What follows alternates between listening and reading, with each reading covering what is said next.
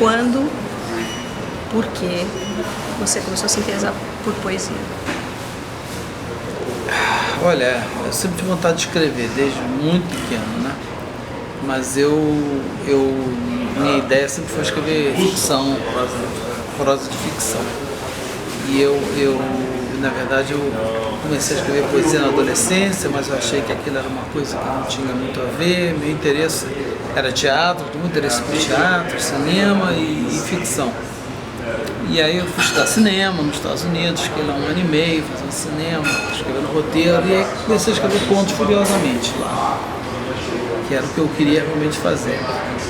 Quando eu voltei de lá, acabou que eu desisti do cinema, vim fazer letras no Rio, e meio que abandonei os contos, e aí foi que eu comecei a escrever poesia mais a sério, né? E não foi uma coisa planejada,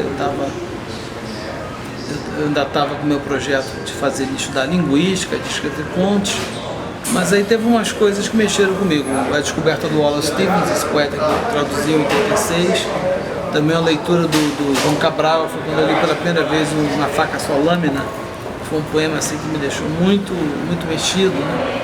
E aí eu comecei a escrever mais já pensando até em publicação, eventualmente, mas não era uma coisa também... Eu não tinha um círculo literário, eu nunca tive amigos literários, né? Meus amigos até liam e tudo, mas ninguém escrevia, principalmente ninguém escrevia poesia. Então eu só realmente comecei a pensar seriamente em publicar poesia quando eu já tinha meus 20 e tantos anos, eu já estava realmente adiantando já os poemas que iriam sair no primeiro livro. Então não foi uma coisa planejada.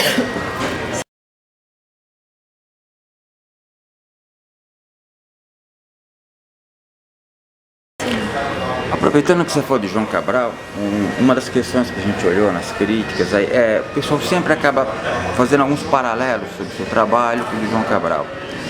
Para você, o que é a construção do eu lírico na tua poesia? Construção do eu lírico. Pois é, o Cabral, eu disse alguma vez em algum lugar que o Cabral era o superego da minha geração, o superego poético da minha geração. Todo mundo queria ser João Cabral quando crescesse, né? Então ele teve essa função de superego, né? Minha poesia adolescente, como toda poesia adolescente, aquela coisa puramente emocional e tudo, né? E aí a leitura do João Cabral foi uma coisa importante para mim, o Stevens também foi importante, vários outros poetas que eu li, mas o Cabral foi um que falou muito perto, né? Eu tinha redescoberto a poesia séria mesmo quando eu morei bem nos Estados Unidos quando era menino, descobri poesia lá, comecei a ler poesia lá, quando eu voltei para o Brasil comecei a ler Pessoa, Bandeira e tudo. Mas a leitura do Cabral foi realmente, que foi um pouco mais tardia, eu já estava com mais de 20 anos, ele me obrigou a repensar um monte de coisas, né? Então o meu eu lírico, quer dizer, a questão da construção do eu lírico, que era uma coisa que eu já não estava mais naquela de adolescência, já sabia que havia uma certa distância. A leitura de Pessoa foi muito bom para isso, né? A pessoa cria aqueles eu líricos falsos, isso foi uma coisa importante para mim, né? Mas foi o Cabral que me deu aquele choque, né? O Cabral com aquele tipo de virulência dele, né? Não pode isso, não pode aquilo, né? E aquele foi muitos poemas que eu sinto que eu escrevo até hoje, eu estou respondendo ao Cabral, até um eu escrevi respondendo a ele mesmo, né? Eu estava passando um mês em Paris, na casa de um amigo meu, um brasileiro, que estava fazendo uma tese sobre o Cabral lá, eu mergulhei em Cabral lá com ele, discutindo a tese dele, e aí eu fiz aquele poema respondendo até o Cabral. Então ele teve essa função de ser superego, de frear um lado subjetivo, que na verdade é um lado muito forte da minha poesia é realmente muito lírica, é muito voltada para a subjetividade, mas eu acho que ele foi uma espécie de freio de arrumação nessa construção do lírico, né, a leitura do Cabral.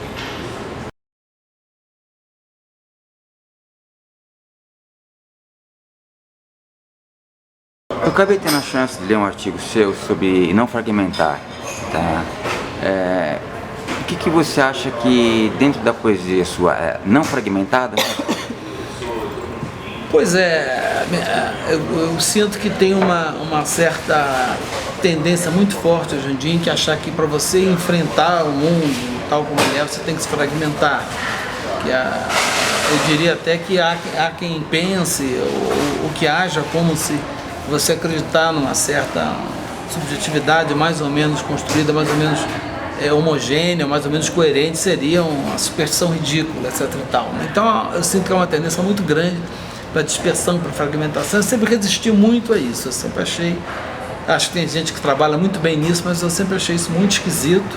Nunca consegui embarcar muito nessa desconstrução radical da subjetividade. E cada vez mais eu aceito uma certa, até pecha talvez, né, de fazer um trabalho ainda em cima de uma subjetividade bastante acrítica ainda.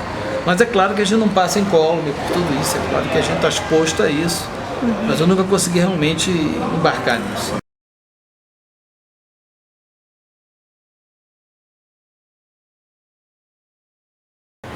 Você acha que existe uma corrente, ou você pode pensar de uma forma de reconstrução desses fragmentos? Eu diria que se há essa tendência, e acho que de fato há, né, eu acho que faz parte do trabalho poético, pelo menos para mim, tentar manter, né, tentar segurar uma certa coerência, né?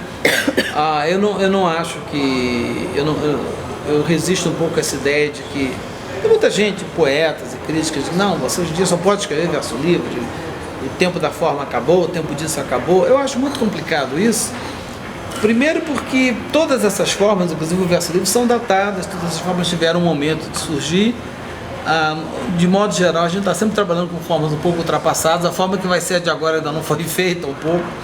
Em segundo lugar, porque eu acho que ninguém, quando você pega uma forma, você não compra o pacote completo, quer dizer, o soneto na mão do Glauco Matoso não tem nada a ver com o soneto na mão do Vinícius de Moraes, que também já não é mais a mesma coisa que o soneto na mão dos poetas da Arcádia, enfim, não tem muito... Você pega a forma e você vai adaptar ela. Você viu o que o Álvaro de Campos, do Fernando Pessoa, fez com o soneto, ele fez coisas completamente anti-sonetos com o soneto, né? Então a gente pega essas formas, elas existem, elas fazem parte de uma tradição, mas a gente não usa, de modo geral, a gente não usa essa forma de uma maneira ortodoxa. Quer dizer, se alguém realmente pega essas formas e usa de uma maneira ortodoxa, dificilmente ele vai ter algum interesse. Até os poetas que se acham muito conservadores, né, que assumem posições claramente conservadoras, você vai ver o que eles fazem, não é bem assim. Você tem um exemplo no Arco Conservador, né, que é o caso do Bruno Tolentino, o último livro dele são 500 e tantos sonetos, mas são sonetos muito livres, né? O dodecassílabo que ele trabalha está longe de ser um dodecassílabo clássico, um dodecassílabo completamente alucinado, né? Ele tem momentos até de classicizantes e tem momentos que ele está fazendo coisas completamente inusitadas com o verso de 12 sílabas. Então, mesmo o cara que tem uma proposta, né, conservadora e tudo, na verdade ele está atualizando o soneto para a época dele. Então, eu acho que a gente se apropria dessas formas e no meu trabalho, pelo menos, eu tento resistir a certas tendências desagregadoras. Agora, se você quer embarcar nessa, trabalhar com fragmentos e fragmentar, também é um outro barato, mas realmente não é o meu barato, nunca foi. A gente olhando os seus trabalhos, a gente percebe que cada poema em si é quase como um monolito, tá, em si, tá? Onde cada palavra é completamente sedimentada, e quase como se os poemas tivessem uma narrativa que chegasse, por exemplo, a forma de soneto, ela acaba induzindo a esse tipo de pensamento.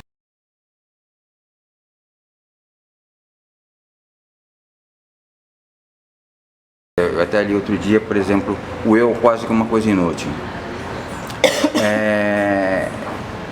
Mas você fala, no final das contas, que precisa ser escrito. Exatamente.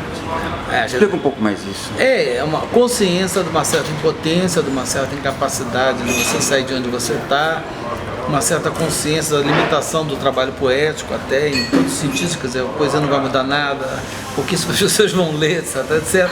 E ao mesmo tempo uma certa consciência de que é isso que você sabe fazer, é isso que você quer fazer, você sente uma certa necessidade de fazer isso, de acreditar que isso faz alguma diferença, né? Quer dizer, a relação com o eu é muito parecida com a relação com a poesia. A minha atitude em relação ao eu, exatamente, pode até ser verdade, isso tudo que dizem por aí, eu posso ser apenas um feixe de coisas completamente incoerentes, mas não é essa história que eu conto para mim mesmo, e eu acho importante não contar, né? Quer dizer, contar essa história que eu conto para mim mesmo. Então, um pouco isso, a consciência das limitações e uma certa atitude de assumir que é isso mesmo que eu quero, que é nessa mesma que eu estou, né? E tudo, e é importantíssimo eu ter que continuar escrevendo. Então, esse tipo de coisa está, acho que um pouco mais até acirrado nesse livro que nos anteriores, mas até acho que está lá, pelo menos desde o meu terceiro livro, eu diria, pelo menos.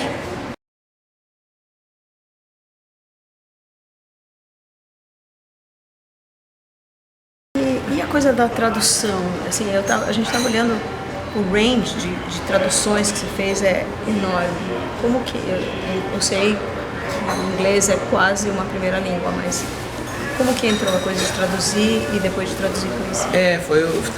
Nada foi planejado na minha vida. Eu estava recém-chegado dos Estados Unidos, tinha abandonado o curso de cinema, realmente não sabia o que eu ia fazer. Estava pensando em estudar letras, mas no primeiro ano, na verdade, eu nem estudei. Eu fiquei resolvi sair de casa e ganhar dinheiro, aquela coisa. Comecei a dar aula de inglês e um amigo meu, que hoje em dia é médico, não tem mais nada a ver, estava se metendo em tradução e me chamou para participar de tradução. Uma editora lá em Copacabana. Comecei a fazer umas traduções e um dia ele disse, vai ter uma reunião, vamos fundar um sindicato, coisa de tradutores, vamos lá. E eu fui com ele e caí de paraquedas na fundação da Abrat, primeira organização de tradutores do Brasil. Eu me senti uma fraude total lá, porque era assim, era Paulo Ronen, era R. Magalhães Júnior, aquela figura lá. E eu, garoto de 20 anos, não entendendo nada na vida, estava começando a talvez fazer traduções. Mas acabou que eu fui lá, fui fundador da associação, que me deu também um certo impacto. E eu comecei a dar aula em curso de inglês, dar aula particular e fazer a tradução, mas era uma coisa, no primeiro momento, era uma coisa meio esporádica ainda. Mas aí eu fui tomando gosto por aquilo. E quando eu já estava pensando seriamente em traduzir, eu era aluno da PUC, estava me formando, faltava um semestre ainda e tinham contratado um professor de tradução literária e o professor contraiu hepatite na véspera de começar a aula. E só lá tem um menino aí que está se formando agora, que ele é tradutor e dá aula de tradução no IBEU, não sei o que, aí aquele improviso total, você quebra o galho pra gente, uma turma aí de tradução literária, eu tinha trazido um ou dois romances, e aí comecei a dar aula de tradução também, sem ter a menor ideia do que seria dar aula de tradução. Eu não era aluno de graduação, na verdade, não tinha nem me formado, né? Os alunos eram todos mais velhos que eu, né? Mas foi uma experiência legal e aquilo me fez levar mais a sério ainda a coisa com a tradução. E quando eu vi, eu comecei a embarcar em tradução a sério. Eu comecei a traduzir a sério mesmo, foi já no início dos anos 80, quando eu já estava dando aula já na PUC, e aí comecei a engrenar na tradução a sério. Agora, teve a ver com a poesia, isso que eu falei, né? Quando eu morava na Califórnia, eu descobri o Wallace Stevens, era um poeta do qual não tinha menor conhecimento. Dos modernistas eu conhecia muito mal o T.S. Eliot, conhecia alguma coisa do Ezra Pound, Nossa dos Irmãos Campos, mas eu nunca tinha ouvido falar do Stevens. E a descoberta do Stevens foi, para mim, uma coisa também muito impactante. Comecei a traduzir ele imediatamente para mim mesmo, antes de saber que um dia eu ia publicar a tradução dele.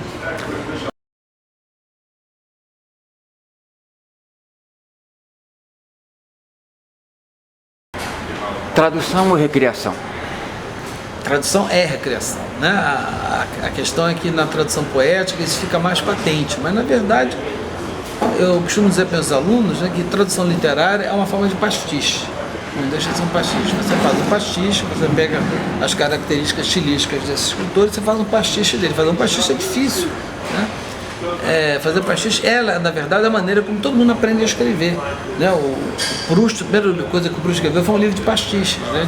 Dos grandes estilos da língua francesa. Há um capítulo inteiro do Ulisses, do Joyce, que são pastiches de escritores de várias épocas da língua inglesa, privilegiando os irlandeses, lógico, que ele não é bobo, né? Então, pastiche, se escrever pastiche é um aprendizado literário, né? É uma coisa altamente criativa. E é assim que você aprende até a escrever, você vai encontrar a sua voz fazendo pastiche, né? Então a tradução literária é uma forma de recriação, uma forma de criação literária. Agora, na poesia isso fica muito evidente, é claro, chama mais atenção. Mas mesmo a tradução de ficção de um escritor que tem um estilo muito marcado, ela vai envolver esse jogo de recriação. Você vê como é que eu posso pegar os elementos do estilo desse escritor e recriar numa língua que muitas vezes é bastante diferente da língua do original.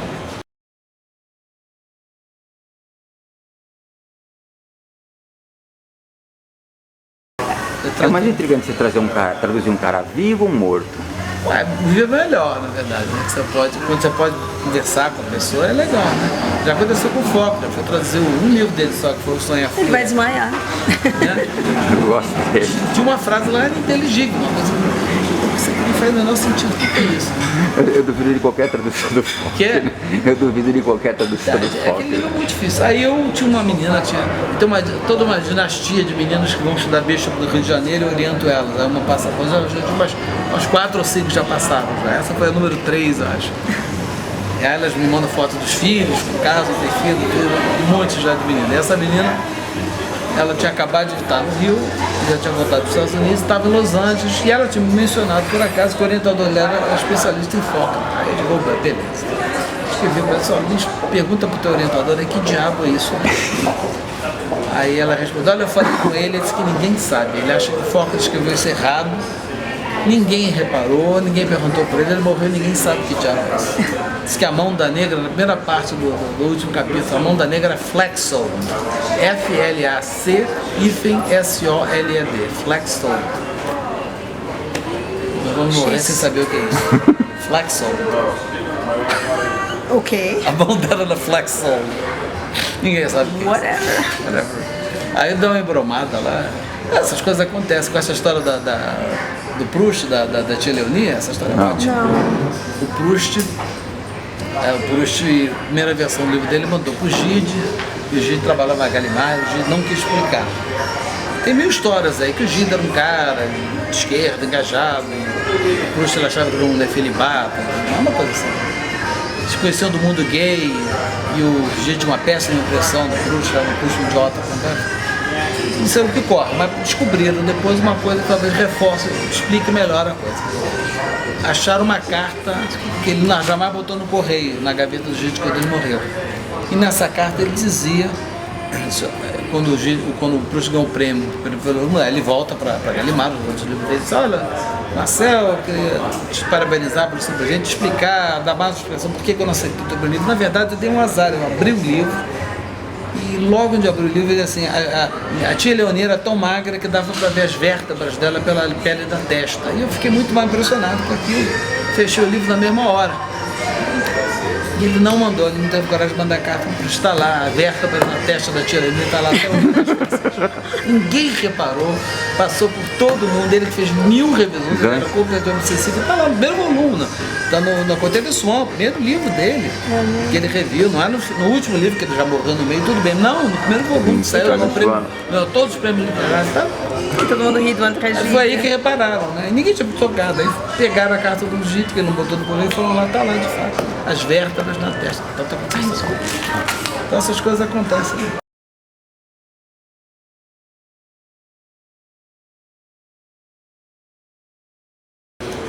E a poesia como tradução?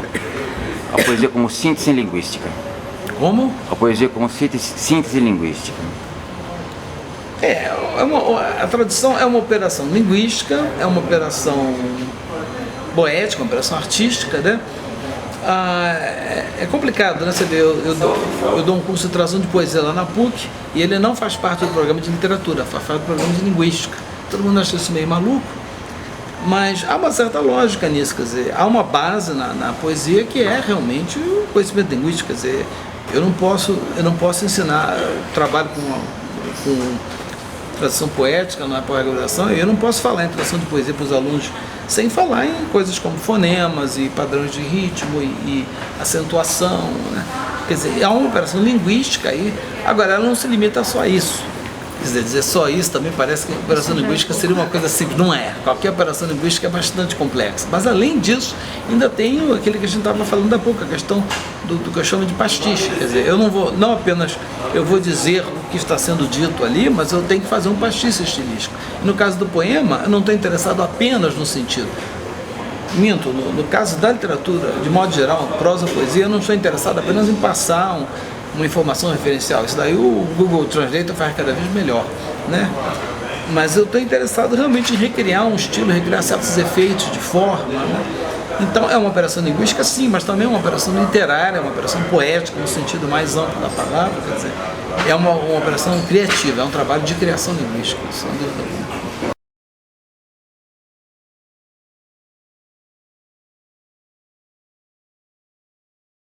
Você acha que essa questão da tradução, da falta de tradução da poesia brasileira, sabe, principalmente dos mais recentes, isso daí insula um pouco o pensamento do... Acho que hoje em dia não. Não? Internet, com a facilidade de comprar livro, não. Acho que as pessoas está todo mundo muito antenado, né? Mas não só na questão do mercado, na questão, por exemplo, da crítica mesmo. Você acha que a questão da tradução ajuda a que outros países começam a estabelecer uma visão mais crítica sobre o... Será? Não sei, eu me pergunto, porque... Pois, na verdade, poesia mobiliza muito pouca gente, a verdade é essa, né? Prosa é diferente, né? Um romance de impacto. Tem um exército em cima. O cara escreve em turco e o cara é todo lido no mundo inteiro, ganha prêmio Nobel. Deve ter excelentes poetas turcos, tão boca dos romancistas, mas tu não vai saber nunca. A verdade é essa. Não precisa ir longe, né? A Escandinávia. Quem lê a poesia da Escandinávia? Esse cara ganhou um prêmio Nobel. O cara é muito bom, até li a poesia dele trazida para o inglês. O cara é muito bom, mas quem que lê?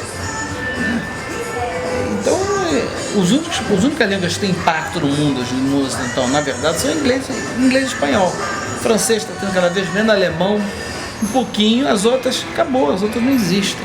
Você quer ter impacto hoje em dia em poesia, você tem que escrever poesia em inglês ou espanhol. São as únicas poesias que realmente correm o mundo. E lê, o cara fica encerrado lá naquele mundo, deve ter excelentes poetas húngaros e eslovacos, você não vai saber nunca, né? Tem países que têm tradição de poesia, mas que não é traduzido nada. Esse Franz Turmer, não sei. É bom, até gostei do cara. Gostei. Apesar de que um livrinho assim é R$65, né? Eu li uma tradução americana, por acaso alguém me deu uma tradução portuguesa, o cara é realmente muito bom, cara. O cara tá aí, já tá velho, tá morrendo já, e quem sabe dele do resto do mundo? Ninguém, né?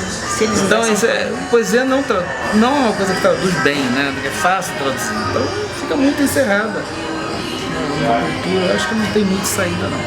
Não? Isso tende a melhorar, porque por causa da internet, pelo fato de que o português, muito aos pouquinhos, está se tornando uma língua um pouco mais, né, um pouco mais de impacto. Me contaram que na Argentina, hoje em dia, todo mundo que quer fazer carreira, alguma coisa, estuda português, é engraçado.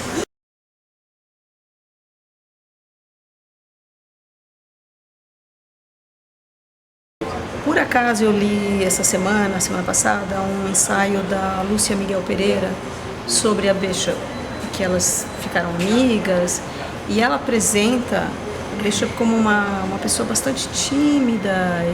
A poetas da geração dela, o grande amigo dela, que na época era muito mais famoso, mais prestígio que ela, que era o Robert Lowe, fazia poemas contra a guerra do Vietnã, ia em lugares públicos, ela tinha horror a essas coisas, ela ficava muito na dela. Por isso que o ideal de vida dela seria ter ficado até o fim da vida dela socada lá em Petrópolis, lá no sítio da Lota. Para ela ter que ir para o Rio de Janeiro foi uma catástrofe, porque a Lota entrou no mundo público, começou a fazer o aterro do Flamengo, né? No final estava conspirando com o Lacerda, né, contra o Goulart e tudo. E ela tinha um horror à vida pública, a coisa se explorar. No final da vida ela começa a dar aula, começa a fazer leitura de poesia, apenas porque ela já não tinha mais dinheiro, né? Quer dizer, ela tinha uma herança que o pai dela deu, mas ela foi vivendo, a herança foi se esgotando. Ela viveu muito também por conta da Lota, que era muito rico, mas a Lota já tinha morrido nessa época. Então, no final da vida, ela foi obrigada a trabalhar. Então, ela fazia leituras de poesia, dava aulas, morreu trabalhando em Harvard, mas nada disso fazia parte do projeto dela. O projeto dela era ficar quietinha num canto, escrevendo poesia, dando o mínimo de entrevista, aparecendo o mínimo. Ela tinha uma proposta assim, muito de recolhimento mesmo. Como pessoa, né? Mas Sim. A poesia dela não era uma poesia...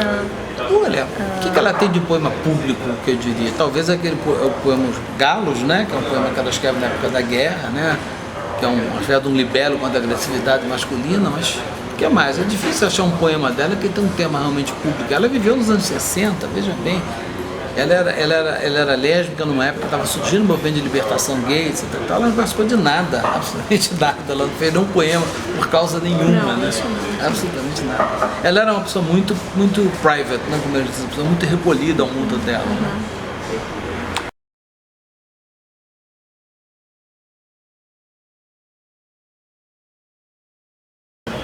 Não formas nada. A única coisa que eu sinto nesse livro é que ele é um livro mais, talvez até um pouco mais, sei lá, um pouco mais, o que eu vou dizer, mais duro, mais seco, mais desiludido talvez, que os outros, uma coisa da idade mesmo, imagino, né? Que eu continuo trabalhando com as formas que eu sempre trabalhei, explorando uma coisa ou outra, né? A minha temática, eu acho que é mais ou menos a mesma, mas acho que não mudou muito, não mudou.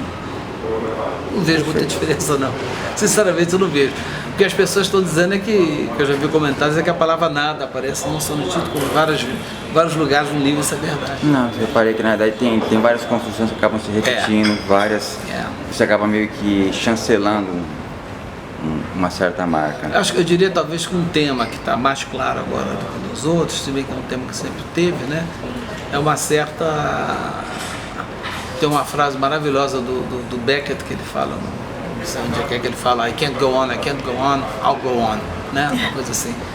Ao mesmo tempo, eu estou dizendo o tempo todo, ó, a linguagem não leva a nada.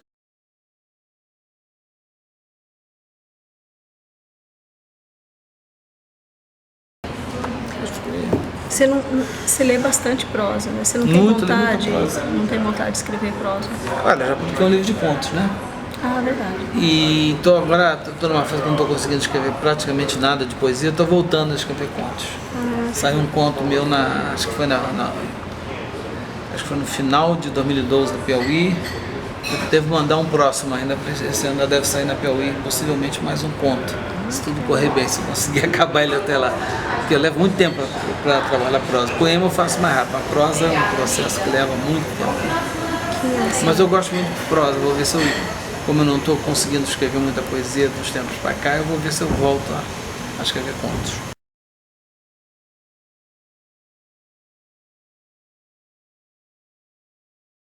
Seus livros já foram traduzidos?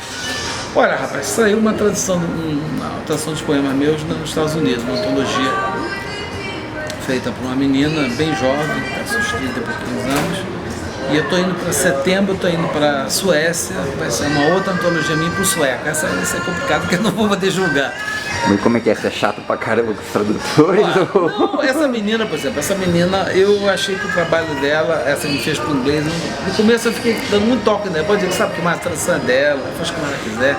Porque eu respeito forma, o cara faz um poema rimado, modificado, eu respeito, ela não respeita. Né? Eu digo, a tradução é dela, deixa ela fazer, ela fez como ela quis. Essa na Suécia, quem está fazendo é uma brasileira que está casada com um sueco que mora lá há milênios, portanto sabe português muito bem, junto com o sueco.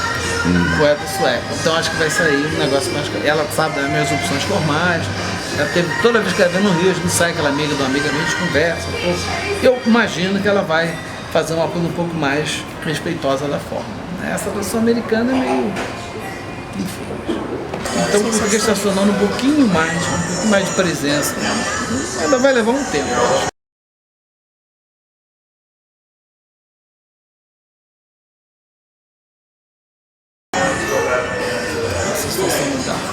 Um tempo atrás, você estava na Casa das Rosas, você falou um negócio super interessante sobre... alguém perguntou, será que esse negócio de um monte de gente escrever não cai a qualidade? Você falou que quando mais gente escreve, vai mais chance de aparecer alguma coisa boa. As artes que são muito praticadas são que surge. E você tem percebido isso em poesia? Eu acho que está melhorando. Eu acho que a gente tem... Quer dizer, quando eu comparo com a minha época, você antigamente tinha Drummond, não, claro que tinha grandes poetas, mas a produção mediana, que é a média da época, até onde eu acompanhava, eu acho que era mais fraca do que agora. Acho que as pessoas agora estão produzindo melhor, eu acho. Acho que quase todos os poetas que eu conheço no dia são poetas que dominam mais uma língua, traduzem. Traduzir é uma maneira de escrever poesia, aprender a escrever poesia, é traduzir poesia, não tem dúvida. Né? Eu acho que a tendência é o nível médio melhorar, sim.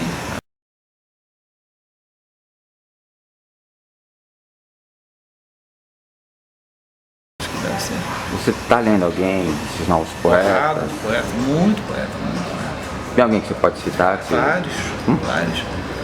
Em Minas Gerais tem um cara ótimo, que é o Edmilson de Almeida Pereira, essas são as que eu gosto mais. Lá no Rio tem um cara maravilhoso, mas que com um livro só, mas que é muito pouco, ele é da área de antropologia. Aliás, o outro antropólogo, que é o Marcelo Sorrentino, muito bom. Aqui em São Paulo tem um cara que é ótimo e pouca gente conhece, embora ele tenha muito livro publicado, né?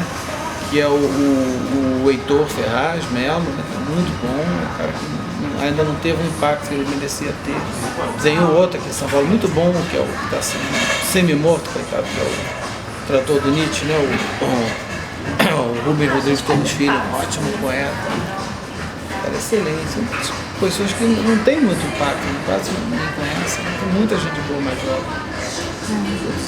Deve ter por aí fora, eu conheço mais aqui em São Paulo, mas a gente deve ter gente boa nesses lugares também. Eu tive em Belém do Pará no passado, e aí eu conheci um cara que era filho de um poeta que ficou amigo da Bishop, quando a Bishop esteve lá. Olha. que é o Rui Barata.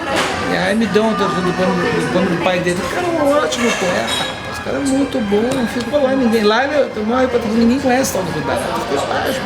O cara é muito bom. Eu fico pensando que se o Mário Faustino tivesse ficado em Belém, né? Porque de Piauí ele foi para Belém. Se ele vai ficar em Belém, ele seria o segundo Rui Barata. A sorte dele que ele foi para o Rio, foi trabalhar no Jornal do Brasil, aí pronto. Fez amizade com os campos. Porque esse Rui Barata é um ótimo, não tão bom talvez quanto o Mário Faustino, mas um ótimo poeta, cara, ultra bissexto, pouquíssimo da vida, ótimo poeta. Ele tem a maior reputação lá em Belém do Pará. Quem conhece ele aqui? Ninguém, não conhecia. Então, mesmo dentro do Brasil, você fica localizado. Pois é, foda.